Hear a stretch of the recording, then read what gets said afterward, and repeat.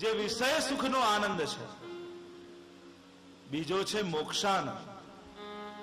મુક્તિ સમયે જે આનંદ અનુભવ થાય એ મોક્ષાનંદ, પણ એનાથી એ પર ભગવત સ્વરૂપનો આનંદ એ ભજનાનંદ છે.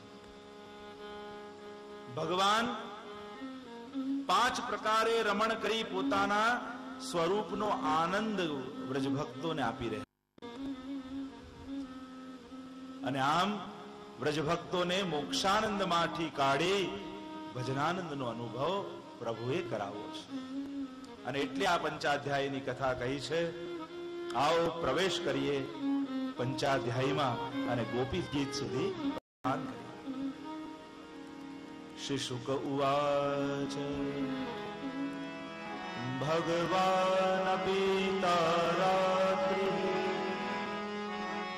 શરદોત્ફુલ્લ મલ્લિકા વિક્ષરંતુમ મનશ્ચક્રે યોગમાયામુપાશ્રિત. ભગવાન પીતારાત્રિ શરદોત્ફુલ્લ મલ્લિકા વિક્ષરંતુમ મનશ્ચક્રે યોગમાયામુપાશ્રિત. ભગવાન શબ્દથી પંચાધ્યાયનો પ્રારંભ કરો. ન શ્યામ સુંદર કીધા, ન મુરલીધર કીધા, ન કૃષ્ણ કીધા. પ્રભુના તો અનેક નામ છે. ન બિહારી, ન બાંકે બિહારી કીધા, ન શ્રીનાથજી કીધા, ન બાલકૃષ્ણ કીધા. કોઈ સંબોધન ન મળ્યું. અને સુખદેવજીએ પંચાધ્યાયનો પ્રારંભ કર્યો ભગવાન પીતારાત્રિ. ભગવાન શબ્દથી પ્રારંભ કર્યો અને સૂચન કર્યું આ સાધારણ કથા નથી, આ તો સાક્ષાત ભગવાનની કથા છે. ભગવાન કોને કહેવાય? જેની અંદર આ 6 વસ્તુ હોય એ ભગવાન. ઐશ્વર્ય, વીર્ય, યશ, શ્રી, જ્ઞાન અને વૈરાગ્ય. આ 6 વસ્તુને ભગ કહેવાય. અને 6 વસ્તુ જેનામાં છે ભગવાન. જેમ ધન જેની પાસે હોય એ ધનવાન, યશ જેની પાસે હોય યશવાન, એમ જ ભગ જેની પાસે છે એ ભગવાન. જો આ 6 ગુણ ભગવાનમાં છે, મહાપ્રભુજીમાં છે, યમુનાજીમાં છે અને ભગવાનની કથામાં પણ છે. શ્રી ગુસાઈજીએ સપ્તશ્લોકી ગ્રંથમાં શ્રી મહાપ્રભુજીના 6 ગુણ, યમુનાષ્ટકમાં મહાપ્રભુજીએ 6 ગુણ બતાવ્યા. યમુનાજીમાં વિરાજે છે. અનંત ગુણ ભૂષિતે શિવ વિરંચિદે વસ્તુતે ઘનાઘન નિવેશદા ધ્રુવ પરાશરા વિષ્ટદે વિશુદ્ધ મથુરા તટે સકલ ગોપ ગોપી વૃતે. 6 ગુણ યમુનાજીમાં પણ છે, ભગવાનની કથામાં પણ 6 ગુણ છે. ગોપીજનો ગોપી ગીત ગાતા કહ્યું તબ કથામૃતમ જીવનમ કવિભીરીડિતમ કલ્મષાપહમ શ્રવણમંગલમ શ્રીમદાતતમ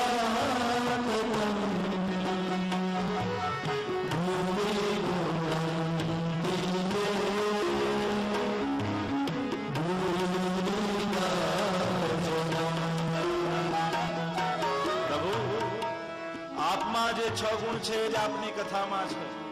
તવ કથામૃતમ તપ્ત જીવનમ કવિભીર્ણિતમ કલ્મષાપહમ શ્રવણ મંગલમ શ્રીમદાતતમ. 6 ગુણ જે ભગવાનમાં, એ 6 ગુણ મહાપ્રભુજી સુબોધનીમાં બતાવે કે ભગવાનની કથામાં છે.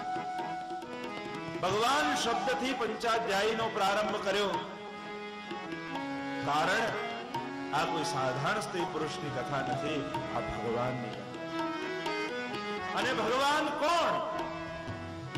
પુષ્ટિ માર્ગી જીવો કયા ભગવાનને માને છે?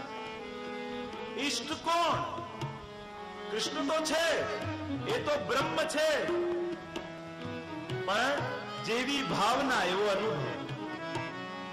તમે ઉદ્ધવ બનીને જાઓ તો ભગવાન જુદા લાગે, તમે સખાઓ બનીને જાઓ ભગવાન જુદો અનુભવ કરાવે, તમે નારદ બનીને જાઓ તો ભગવાન જુદી પ્રકારે મળે,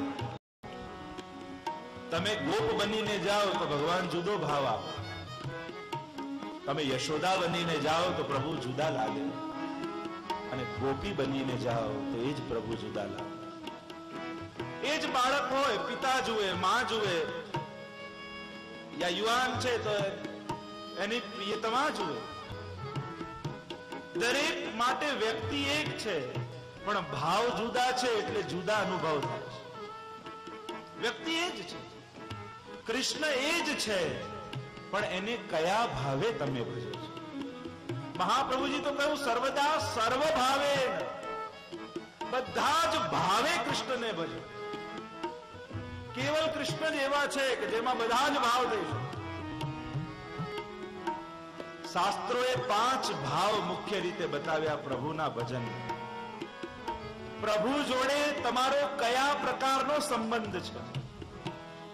તમે ભક્તિ માર્ગી છો, બરાબર છે, તમે ભગવાનની ભક્તિ કરો છો, એ પણ ઠીક છે, પણ જો હું તમને પૂછું કે ઠાકોરજીને તમે જુઓ ત્યારે તમારી અંદર કયા ફિલિંગ્સ આવે છે? કયો ભાવ આવે છે? ભાવથી ઠાકોરજીને ભજો, એનો અર્થ શું થાય? કયા ભાવથી ભજો? તમે ક્યારે તમારી જાતને ચેક કરી કે ઠાકોરજીને જોઈને તમારી અંદર કયો ભાવ આવે છે?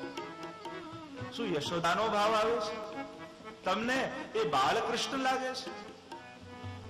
શું સખા જેવો ભાવ આવે છે, અર્જુન જેવો? શું દાસ ભાવ આવે છે? કે તમને ગોપી જેવો માધુરી ભાવ ઠાકોરજીને જોઈને પ્રગટ થાય છે? કયા ભાવે તમે ઠાકોરજીને સેવો છો? તમને ખ્યાલ છે? તમે ક્યારે સેવા કરતા આ પણ વિચાર કર્યો? હા, ઠાકોરજી છે, બસ એમની સેવા કરવી જોઈએ, કરીએ છીએ, અને પછી કહીએ છે મન નથી લાગતું. આ મન કેમ નથી લાગતું? કારણ કે કોઈ ભાવ તમારો નથી.